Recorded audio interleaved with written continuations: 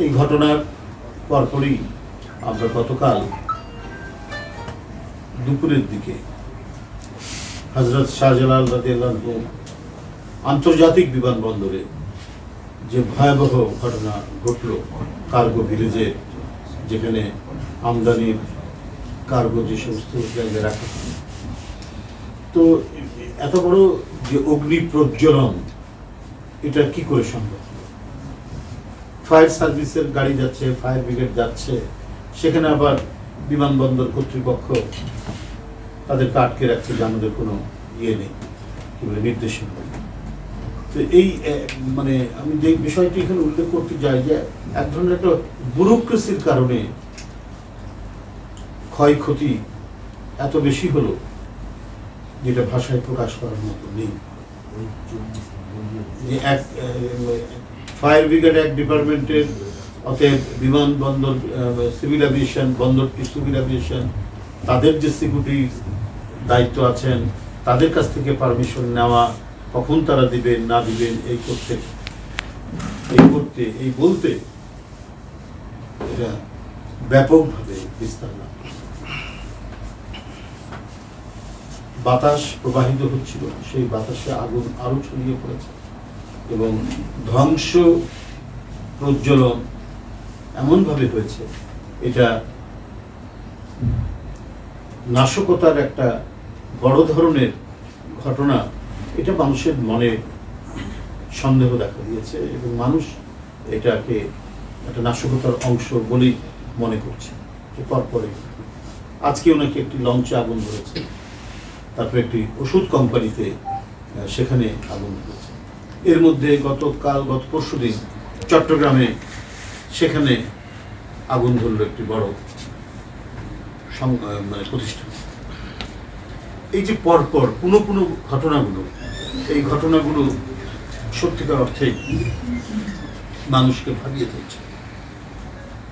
আমরা স্বাধীনতার পরে, স্বাধীনতা যুদ্ধের পরে যখন দেশ স্বাধীন হলো, তখন আমাদের গড়ে ওঠা যে জুট মিলগুলো ছিল, যেটা ছিল মানে এই তৎকালীন পূর্ব পাকিস্তান এবং আমাদের বাংলাদেশি যে জাতিসত্তা, এই জাতিসত্তার একটা অহংকার ছিল আমাদের সোনালী রাষ্ট্র।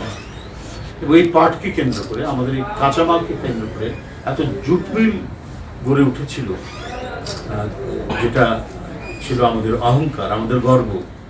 সেটা একের পর এক আগুন লাগিয়ে ধ্বংস করে দেওয়া।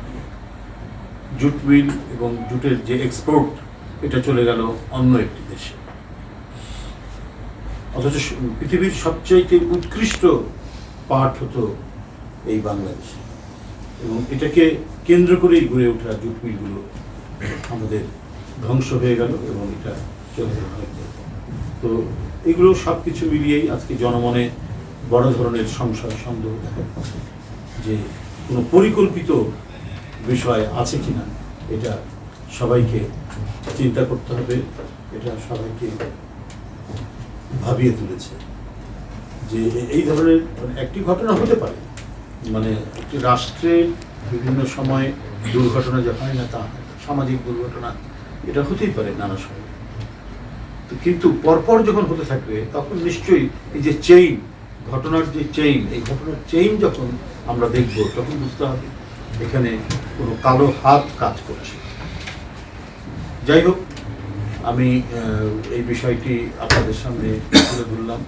আর দেশে একটি স্থিতিশীল পরিবেশ এবং আমরা গণতন্ত্রের পথে এগিয়ে যাওয়ার ক্ষেত্রে এবং গণতন্ত্রের প্রত্যাবর্তনের জন্য যে সমস্ত বিষয়গুলি 5ই আগস্টের পর থেকে আলোচনার মধ্যে এসেছে, সেটিকে নিয়েই যে জুলাই সনদ স্বাক্ষর হলো গত পরশুদিন শুক্রবারে, সেখানে কয়েকটি সংগঠন করেনি এবং সেই জায়গাও স্পেস রাখা হয়েছে, তারাও সেখানে করবেন।